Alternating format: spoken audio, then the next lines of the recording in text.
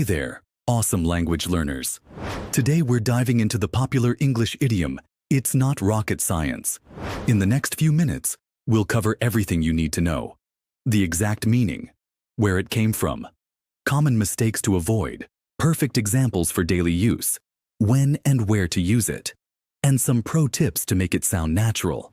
Trust me, by the end of this video, you'll be using this phrase like a native speaker.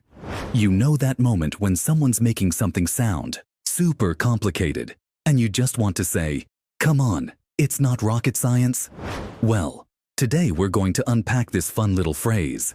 Let me tell you exactly what it means.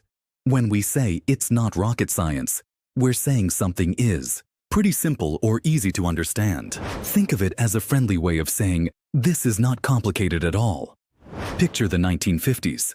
Scientists are literally building rockets to go to space, which was like the hardest thing anyone could think of doing. So people started saying, it's not rocket science when they wanted to say, hey, this is way easier than that. Now, here's the thing.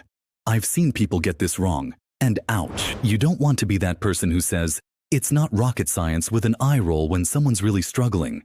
That's just mean, right? Instead, try using it like this. Imagine your friend is stressing about cooking pasta.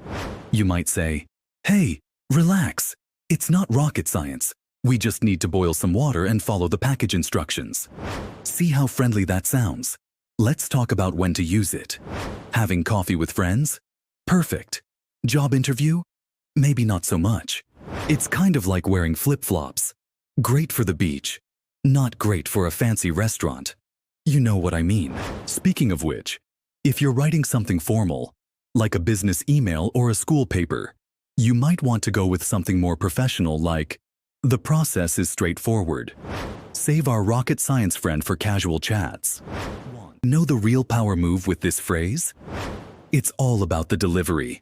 Use it with a warm smile when someone's getting overwhelmed. It's like giving them a verbal hug and saying, hey, you've got this. Just remember, timing is everything. Don't use it when someone's dealing with something actually tough. Like, you know, real rocket science. And always keep it friendly. If you found this explanation helpful and want to level up your English game, you know what to do. Smash that subscribe button, drop a like, and tell me in the comments about a time when you use this phrase. Until next time.